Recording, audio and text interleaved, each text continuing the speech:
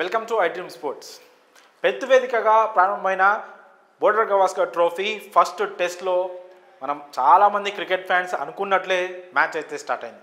అందరి భయాల్ని నిజం చేస్తూ టీమిండియా అయితే స్టార్టింగ్లో చాలా దారుణంగా కొలాప్స్ అయింది. విరాట్ కోహ్లీ ఫామ్లో లేడు, 5 రన్స్ చేసి అవుట్ అయిపోయాడు. Jaiswal duck out, Padikkal duck out. అందరు భయపడినట్లే. అంటే సిరీస్ ప్రారంభానికి ముందే అంటే మ్యాచ్ చాలా ఉదయమే స్టార్ట్ అయింది. మనం లేచి మళ్ళీ మ్యాచ్ ఒకసారి చూసేసరికి ఆల్మోస్ట్ టైలెండర్లు బ్యాటింగ్ చేస్తూ కనిపిస్తారేమో అని ఆ మీమ్స్ అదంతా మీమ్ కంటెంట్ అంతా సోషల్ మీడియాలో వైరల్ అయింది. అయితే అందరు భయపడినట్లే మార్నింగ్ టీమిండియా త్వరగా వికెట్లు అయితే లాస్ అయింది. దాదాపు 70+ రన్స్కి 6 వికెట్ వరకు మనం లాస్ అయ్యాం.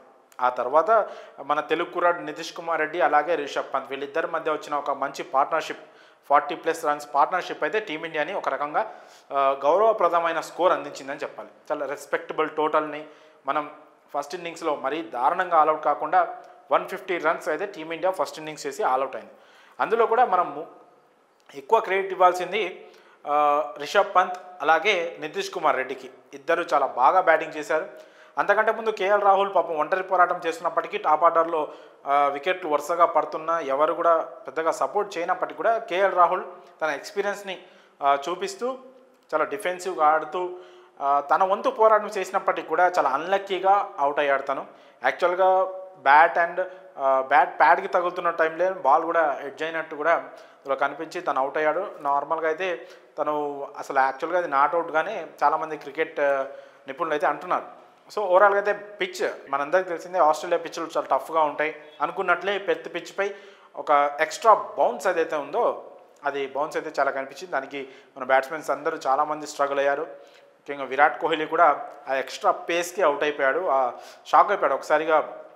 అంతకు ముందు బాల్ తను అనుకున్న హైట్లో వచ్చింది, ఎక్స్పెక్ట్ చేసిన హైట్లో వచ్చింది, తను సాలిడ్గా డిఫెండ్ చేశాడు. కానీ ఆ తర్వాత బాల్ ఊహించని విధంగా ఒక్కసారిగా బౌన్స్ కావడం వల్ల స్లిప్లో క్యాచ్ చేసేసి అవుట్ అయిపోయాడు. సో ఈ విధంగా టీమిండియా ఇన్నింగ్స్ అయితే దాదాపు మనం అంతా ఎక్స్పెక్ట్ చేసినట్టే పెద్దగా ఎవరికి ఎక్స్పెక్టేషన్స్ లేవు ప్రస్తుతం ఫస్ట్ టెస్ట్పై.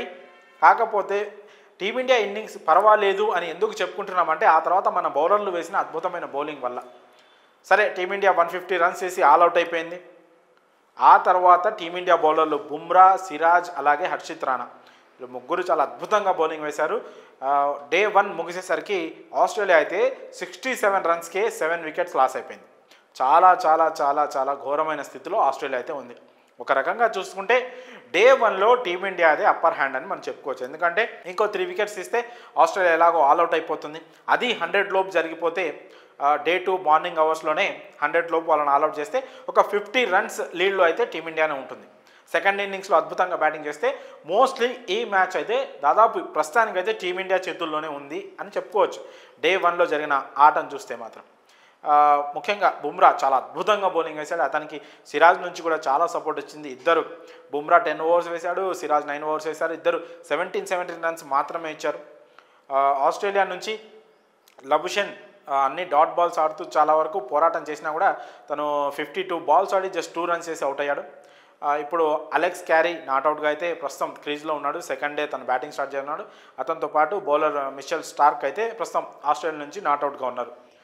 టాప్ స్కోరర్గా అయితే అలెక్స్ క్యారీ ఉన్నాడు. 19 రన్స్ చేసి ప్రస్తుతం అతను నాట్అవుట్గా ఉన్నాడు. డే 1లో అతనే ఆస్ట్రేలియా లైనప్లో ప్రస్తుతం అయితే టాప్ స్కోరర్గా ఉన్నాడు.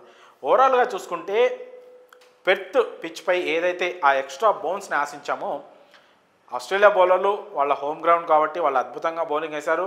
దాన్ని మన బ్యాటర్లు స్టార్టింగ్లో స్ట్రగుల్ అయినప్పటికీ ఆ తర్వాత రిషబ్ పంత్ మీ అందరికీ తెలిసిందే టెస్టుల్లో అతను ఎలాంటి గేమ్ ఆడుతున్నాడో అలాంటి గేమ్ని ఇక్కడ కూడా చూపించాడు. బట్ లాస్ట్లో అవుట్ అయిపోయి కాస్త డిసప్పాయింట్ చేశాడు. అలాగే మన తెలుగు కుర్రాడు ఫస్ట్ టెస్ట్ డెబ్యూ టెస్ట్ ఆడుతూ అది కూడా విరాట్ కోహ్లీ లాంటి సీనియర్ బ్యాట్స్మెన్స్ అవుట్ అయిపోయిన పిచ్పై చాలా అద్భుతంగా బ్యాటింగ్ చేశాడు నితీష్ కుమార్ రెడ్డి.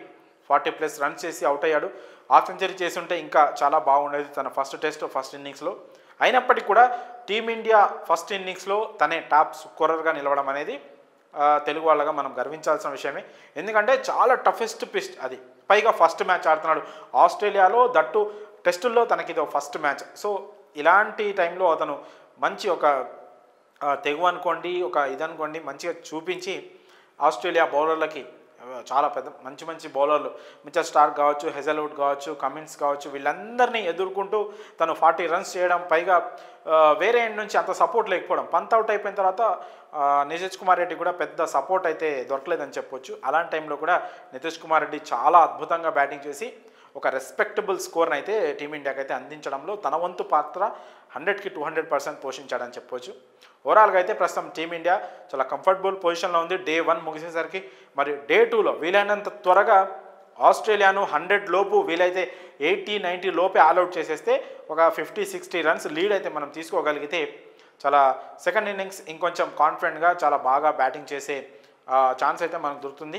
ముఖ్యంగా సెకండ్ ఇన్నింగ్స్లో విరాట్ కోహ్లీ లాంటి సీనియర్ ప్లేయర్లు అయితే ఖచ్చితంగా ఆడాల్సిన అవసరం ఉంది. రోహిత్ శర్మ లేని ఒక టీమిండియా బ్యాటింగ్ లైనప్ను ముందుకు నడిపించాలంటే మాత్రం విరాట్ కోహ్లీ ఖచ్చితంగా సెకండ్ ఇన్నింగ్స్లో రన్స్ చేయాలి. ఒకసారి ప్లేయింగ్ 11 గురించి మాట్లాడుకుంటే ఫస్ట్ టెస్ట్లో మన వైస్ కెప్టెన్గా ఉన్న బుమ్రా, రోహిత్ శర్మ లేకపోవడంతో తనే కెప్టెన్గా వ్యవహరిస్తున్న విషయం మీ అందరికీ తెలిసిందే.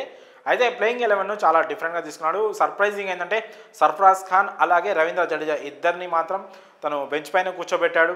అంటే దాంట్లో హెడ్ కోచ్ గంభీర్ పాత్ర ఉంటుంది, అలా టీమ్ మేనేజ్మెంట్, కెప్టెన్ ముగ్గురు చర్చించుకున్న తర్వాతే ఒక ప్లేయింగ్ 11నే తీసుకున్నారు.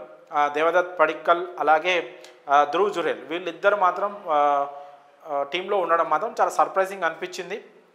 సర్ఫరాజ్ ఖాన్ అంతకుముందు మంచి ప్రదర్శన చేసినప్పటికీ కూడా సర్ఫరాజ్ ఖాన్ని ప్రస్తుతం అయితే పక్కన పెట్టారు. అలాగే రవీంద్ర జడేజా ఒక జెన్యూన్ ఆల్రౌండర్ని కూడా ప్రస్తుతానికి పక్కన పెట్టారు. అతని స్థానంలో మరి నితీష్ కుమార్ రెడ్డి ఒక మీడియం పేస్ ఆల్రౌండర్ని అయితే టీంలోకి తీసుకున్నారు. ఓవరాల్గా అయితే ప్లేయింగ్ 11లో ఈ రెండు సర్ప్రైజ్గా మనం చెప్పుకోవచ్చు. మరి డే 2లో టీమిండియా ఎలా ముందు బౌలింగ్ చేసి ఫస్ట్ హాఫ్ స్టార్టింగ్ అవర్స్లో, ఆ తర్వాత ముఖ్యంగా ఇక్కడ క్రూషియల్ పాయింట్ ఏంటంటే సెకండ్ ఇన్నింగ్స్లో టీమిండియా ఎలాంటి బ్యాటింగ్ చేస్తుంది, ఎంత మంచి స్కోర్ చేస్తుంది అనే దానిపైనే ఈ మ్యాచ్ ఫలితం అయితే ఆధారపడి ఉంది. టీమిండియా సెకండ్ ఇన్నింగ్స్లో ఒక మంచి టార్గెట్ ఒక 300+ రన్స్ స్కోర్ని అయితే చేయగలిగితే ఈ మ్యాచ్లో టీమిండియా విజయం సాధించే అవకాశాలు కనిపిస్తున్నాయి. చూడాలి మరి సెకండ్ ఇన్నింగ్స్లో టీమిండియా ఎలాంటి పర్ఫార్మెన్స్ చేస్తుందో.